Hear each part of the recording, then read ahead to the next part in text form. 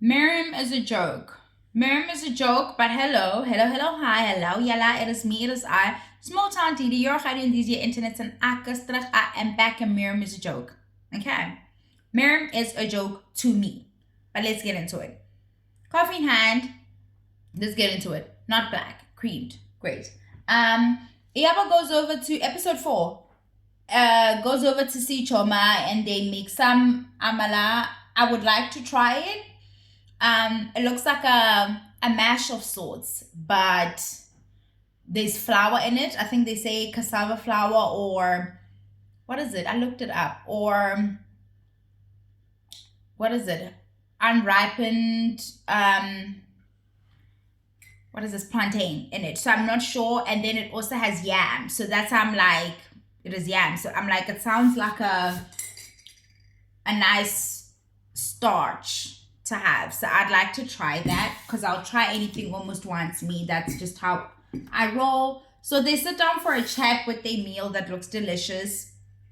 And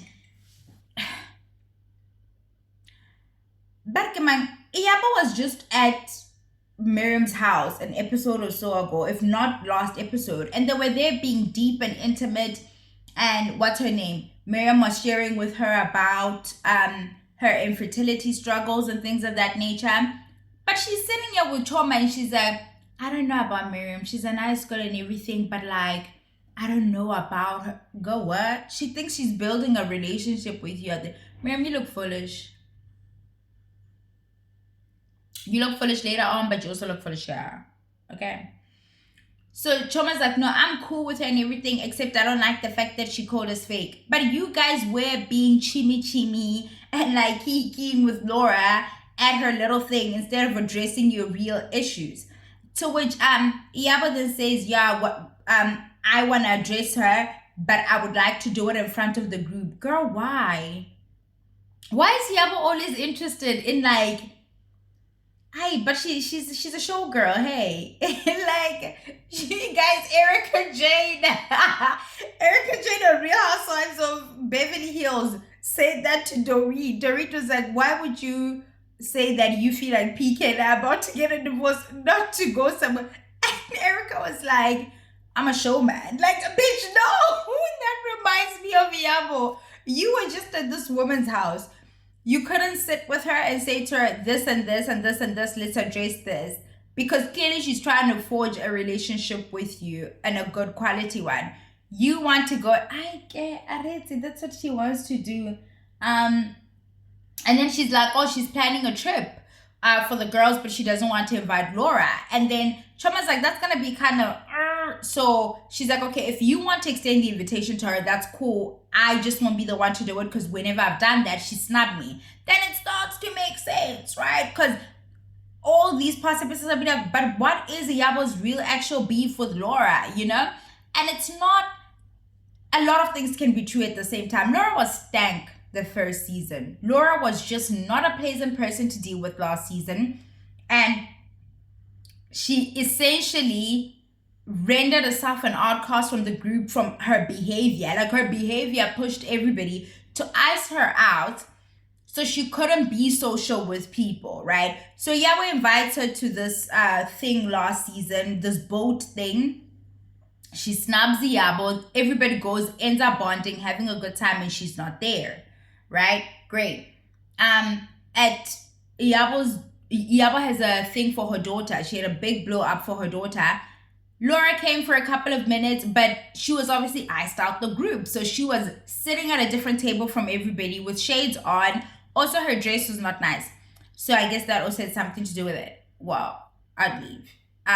But she was sitting at the other table, then she excused herself early and made up a silly excuse. So Vele Iyabo at this point is feeling like, wow, girl, like, I don't need to continue to extend myself to you because I'm friends with a lot of people whom you were in disagreement here, but I kept extending invitations to you and you kept snubbing me, but you and I don't really have a personal issue. So I kind of get her gripe with Laura a little bit. What I don't understand is treating Faith so bad because she came into the group by way of Laura.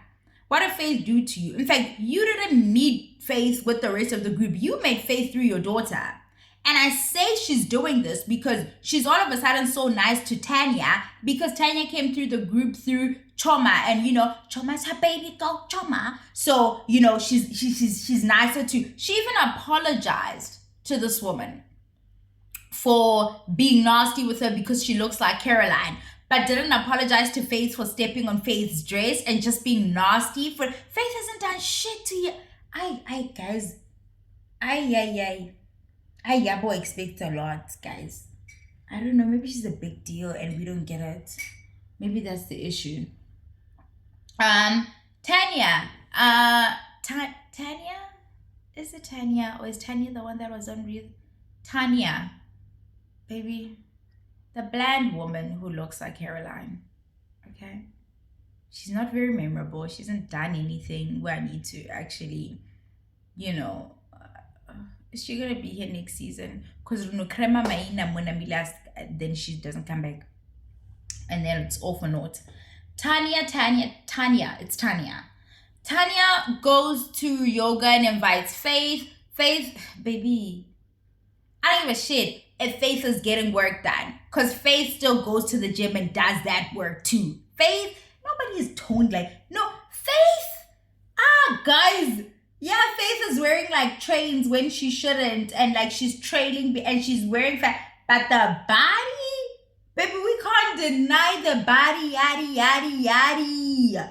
Legs, and I won't do this to you guys. But hips, body. Anyway, she invites Faith. Faith who's done yoga, who can do it, who's performing a lot better than her at this thing that was her idea. They sit down for a chat and she's like, yo, babe, you kept us waiting like at your event. This is Tanya to Faith now. And Faith comes up with a whole bunch of excuses. And there are excuses. Fine, you're new in town. You don't know where you're around. The Lagos traffic has you in a ditch and you're like, all daisy and you don't know what's going on. That's fair. But because you know all of those things, then you work ahead of time, right? I don't really think it's that. I think it's another classic case of the trauma where you think you're gonna show up looking so grand, everybody's gonna forget to say, oh, fashionably late, girl. If you late, you better slay. But nobody's saying that. Everybody's just annoyed. Like, you show up late, you look cute, but like nobody sees it. They're tired, they're sweaty, they're hungry, nobody was giving them drinks. It was a mess. And then you show up with your mom as a buffer so the bitches don't jump you. Girl, no. We clocked that. We did. Gives a whole bunch of excuses, and Tanya's like, I don't think any of those are really a good idea. I don't think they're acceptable. She's a security person. That person could learn how to drive if it's an issue that she can't navigate the traffic here, which is fair, I guess. But like, baby, no. You don't keep people waiting for 3 hours. That's how long most events are. Honestly, I feel like it's because it's a show. I can't imagine showing up to an event and it starts 3 hours late and I'm still over there. My lashes need to come off after 3 hours. My eyelids budget 3 hours for the lashes. So if you on here, I gotta go. Like, I gotta go. That's it. 3 hours is all I can pass. So I'd leave, but they shooting, so they gotta stay, right? Fine. Toyin links up to hash things out with, what's her name? Choma. Everybody's look cute. They arrive. One thing about Choma, she's very feet to the fire, stands her ground. I love that for her. Toyin is I don't want to use the word bully. I don't think she's a bully, but like she's also, is that her real complexion? It's giving Kanyima Bao. It's giving like a pony. I don't know. But that something about Toyin and how she carries herself, she's a lot like Iyabo. They can't fall out because they both feel like they're so big and bad and people need to bow down to them, right? So I feel like maybe she was expecting that of Choma, because also Choma is like a lot smaller in stature, I guess. Well, she's skinny. I think she's still a tall girl or what have you. I don't think but like she's not as, I think she would expect Choma to back down to her, especially because she tried to physically attack her. You would think maybe she'd like be a bit more scared now, but I think she's even more emboldened to stick up for herself because she's realized that this is a bulldozer. This is somebody whom, if you allow them to, and you can tell that Toyin has been let to get away with shit because she doesn't know what to do with this situation. Toyin is sitting down here, and again, I'm thinking, okay, we're gonna get the gist, we're gonna get the tea. Now we're really gonna understand why she behaved like that. And all she says is all the things you were saying. Baby, but come on, Choma even asked her, but what things? So like, say the things that I was actually saying, because I started to think in the last episode, maybe there must be some stuff that we didn't hear or know, because Iyabo and Toyin were like, Toyin was like to Iyabo in the last episode, oh, you know the stuff that she was saying. What was being said? Nothing, baby. What are my notes saying here? Nothing. Choma upsets Toyin because she's quick. There's nothing else that gets under her nails. She's too quick for her. And Toyin is loud, but Toyin is not quick. She doesn't have the wit. She doesn't have the reads. She can't keep up. She's just animated. Now she's met somebody who doesn't meet her at her very animated extra level, but the reads come quick and fast and left field and hit her, and then they go back, and then she doesn't know what's happened, and then she gets all discombobulated. That's the word. Like, she gets all like dazed and like, you know, in the cartoons where the stars end, like you, like, she gets like that, and then she just wants to get a hold of the situation, and that's why she wants to lunge at her like that. Nothing crazy was really said. You can't hang. Okay, how the reads are coming at you, it's quick and fast, and you've been able to get away with acting like you can hold your own in a fight because you're louder, you're like boisterous, and you're just, what, you're loud, right? But it's not working, so it's upsetting. She's getting under your skin, even though she's not with you over there. The things they get there, and then you're like, oh, and you can't keep up, and it's not nice when you can't keep up. I've seen people struggle to keep up.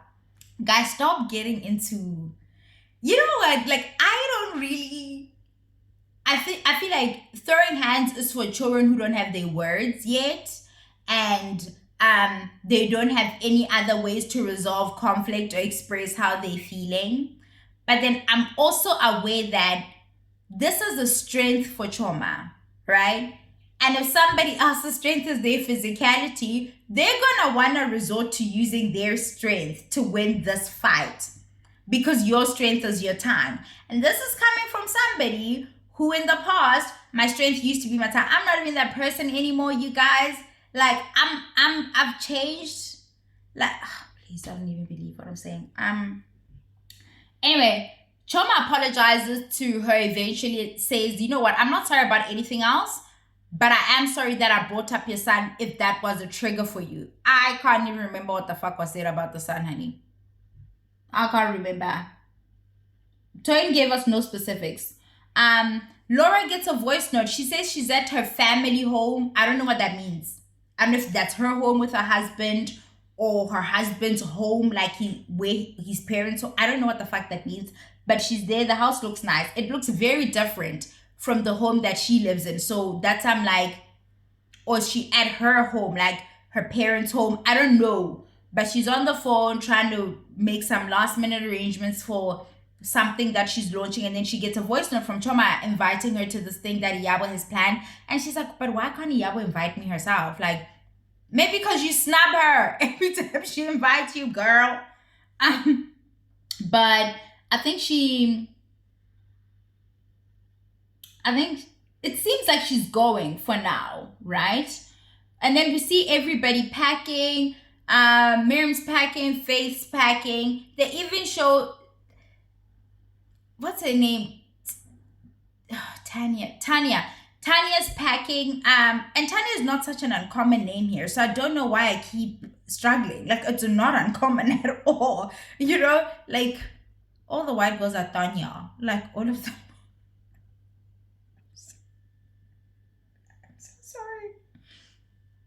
sorry, it's not the same, but look, it's the same. Like what the hell?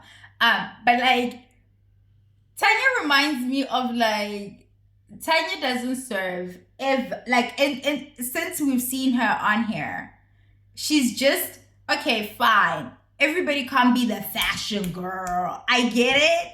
But with Tanya, it's the case of I've been told I'm pretty my whole life. So I just show up. But at least it's not bad like Giselle. Giselle, it's bad. Giselle from Real Housewives of Potomac. It's horrible. There's one thing to just wear and be like blah and not memorable, like Tanya is. And then there's like being memorable, but not for not for the right reasons. But anyway, everybody's packing. Faith rides with Toyin, and then Tanya rides with Choma. Iyabo arrives first at this place that she's booked. It's like a lodge of sorts, if I can see. I don't understand why she's her sneaker with that I don't get it. And what's upsetting is that each piece on its own is so cute. It's like they just weren't supposed to go together. I'm telling you, when she's not styled, she's a disaster. And I'm like, where was Priscilla? Like, did Priscilla see you leave the house? Did you sneak out? Like, baby, because no. They show around the lot. She says she was there some 7 years ago to shoot a movie. And she's basically there to spend time with the girls and celebrate 25 years in the film industry or her time on stage or however it is that she words that. Iyabo arrives first. And then Barkamang, Choma and Tanya arrive. Choma's on time, guys, this season. Let me give it to Choma her flowers. Okay? I see you, girl.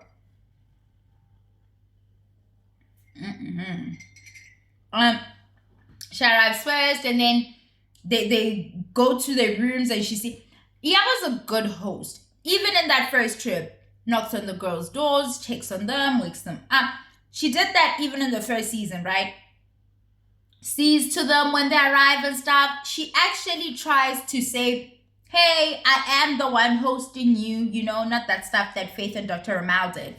They go to call Dr. Ramal. This is Faith and Choma, and they extend an invitation to him to come over to this trip, and they let him know that they didn't let him in on time. They didn't tell him on time, but they hope that he can make it. And obviously, you know, Billy Elliot wants some screen time, so you know he's gonna come to the trip, honey. So he'll be here. They say, I'm like, oh my god. But anyway, he's gonna come the next day. Toyin arrives, and then they go to Toyin's room. It turns out that she made some last-minute dresses for everybody on Iyabo's request. Even Laura, whom she is not cool with right now, but she did make a dress for. Then the evening commences. Iyabo has a stripper-themed evening for everybody. And again, Tanya. Tanya is just there like, I mean, I guess it's her, girl. I mean, I guess it's cute. But Faith...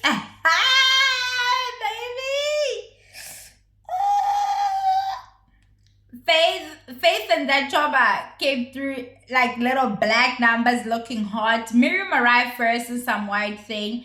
It was like, woo! But then when Faith came out, it was underwhelming. I'm not comparing them, but I'm just like, okay, girl. But she was beautiful. Miriam was beautiful. Miriam likes to wear a lot of high ponies. Right, even in her confessionals. And I'm now starting to wonder, have I seen her with anything like a bob or anything like that? But I guess it's because she's got that good structure, and she's always trying to have you see her like cheekbone situation and stuff, which makes a lot of sense. Accentuate like your best bits. Choma also comes out in a black thing. Miriam in her confessional is like, what's her name? Faith is looking like she's going for a little booty call. Baby, they literally are dressed the same. She's just dressed in white. And the theme is for you to look like a stripper. Like, what are you saying, Miriam? God, Miriam has such issues. They sit down there, and it's a little picnicky kind of situation from what I can tell. And then Iyabo says, Choma, your friend is not here, because Choma is the one that extended the invitation to Laura. Where is Laura? So then she gets up to try to make this call to Laura and stuff. Miriam then starts at Faith, call your friend. And I think this, all along, my read of Faith has been, I hope she doesn't like abandon Laura to get in cool with these women. And I'm so glad that I'm wrong in episode 4. I don't know how we move going forward, but I'm so glad that she proved me wrong here. And I think she's just had enough of this call your friend thing, and for what, right? Miriam is a type of loud that I can't have in my life. I couldn't do it. I just couldn't do a Miriam like that. Now they start having a back and forth, her and Miriam, about Miriam, why are you always saying I must call my friend? Like, why? She's like, I just feel like you're interested in being friends with everybody here and not so much like being friends with Laura or pretend. But like, what has she done? Like, what has she done explicitly to prove that she's not Team Laura? For the most part, Faith actually sits there and takes you all's like little jabs and hazing attempts. She hasn't really done anything, right? Maybe her inaction, you are arriving at this conclusion prematurely, like I was in the previous episodes. Like, I mean, girl, is this whatever. Then I remember that we want people to perform things in the way that makes sense to us. We now want her to perform friendship and care for this woman in a way that we would do it, in a way that we feel it makes sense to us, right? But she's never once said anything bad about Laura, thrown under the bus, acted like I don't know her. What she hasn't done is taken the bait from these women who are like, call her. It's almost like taking an instruction from them, but also taking the bait from them, because it feels to me like they're still trying to ice Laura out, right? So they're trying to establish if you are really her ally by baiting you to do this thing. And if you don't do it, then they decide, oh, it means you all aren't even friends like that. Meantime, they're all having their own conflict. This one's not cool with that one and that one is not. But the focus is on whether or not you can call Laura. You didn't invite Laura to this trip. Why is Miriam saying that you need to call Laura? Truly, why? They get into it at some point. What's her name? Faith calls Miriam a raccoon face. Miriam stands up at some point and does a little stripper move. You need to go and watch the scene. Just forward past the entire thing and go watch the last bit, please. The fight happens in 2 parts. Okay. Does a little stripper thing and says, and then Faith says, go sit your flat ass down, girl. Or Faith is getting under Miriam's skin because Miriam, like Toyin, is just loud and animated, but the reads are swag. The reads are weak, non-existent, but she's been told that she can read. And reads hurt, guys. Yo. People can say stuff. Things have been said to us, guys, in life. People will hurt you. This sticks and stone stuff. Words stay. Words sting and they stay. Not words, guys. Not words. I have no idea what's been bothering me this whole time, but it's truly annoying. They managed to get a hold of them, like to rein them back in after this back and forth. They have a performance by some guy by the name of Loving, I think is his name. And then they do a screening of Iyabo's recent movie, and it turns out she's actually playing a stripper. That's why she asked them to dress the way that they should dress, and her name is Tiana as a stripper. So they're all laughing. Tiana's like, oh my god, you used my name as a stripper name. And it's a whole thing. The girls have a good time. They dance and they do stuff. And Tiana finally gets to feel on Faith's boobs and stuff. I think last season we learned that she and Caro may allegedly have been kissing lesbians. I don't know. I'm not saying anything has to do with anything. I'm just saying. And then, so they decide to play a game. So Tanya has like a stack of cards of like icebreaker questions kind of thing. She's like, a friend of hers came up with this thing, right? So they give Iyabo the card. Iyabo's annoyed at both Miriam and what's her name? Faith, for how they acted, right? And So she takes the card and she decides to ask her own question, right? She's like to Miriam, Miriam, why did you decide to have an argument at my getaway, at my little moment? You know, I'm out here trying to celebrate 25 years being on stage with you guys, screen my latest project with you guys. It's like it's an exclusive viewing, right? They should be, you know, excited to see it and things like that. And they would be like, oh, they'd get to go back home and be like, oh, we saw that before it came out. It was a whole thing. It was thought out, you know, and it was also her moment. And you guys took from that, from going back and forth, and mostly from Miriam doing what she did. Faith was sitting on the other end being cool, calm, and collected, while Miriam was just being, oof, baby, it was a mess. It was a mess. Yeah, but Miriam, why did you... Okay, Faith then again says that she has nothing to prove to them. Guys, a lot happened with this fight, and my notes are just, they were doing a lot. The raccoon stuff comes up again, and then somebody calls, Miriam then decides that she's calling her a chimp. I feel a way about black women who, especially dark-skinned black women, calling each other like apes of any kind. Like, what are we doing? Are we out of nasty things to say that aren't rooted in the stuff that's been used to make us feel a way about ourselves? That's low-hanging fruit. Even the raccoon read from Faith is a low. I don't get it. Like, you could have come up with something else. And she's running with it, Shem, and it's not landing to me. Tane is a mess in the confessionals. Okay. It's like, I beg, like, Miriam did look like a raccoon when she was doing that fight. And the thing is, it doesn't help that Miriam was screaming. It just being, Miriam was being a mess, guys, okay. Miriam then says, I didn't start an argument with her. She just can't take my mouth. I don't remember one thing Miriam said. Like, one at the top of my head where I'm like, oh, that's gonna stick. That's one of the classic ones. You know, you've like your Nene Leaks reads here and there, and you're like, oh, okay, nah, shouldn't have that. Shouldn't have that. You can't stand my mouth. You're not intelligent. I don't know how we got to Faith not being intelligent. She was just grasping at straws at this point, baby. It was a mess. The reads weren't landing.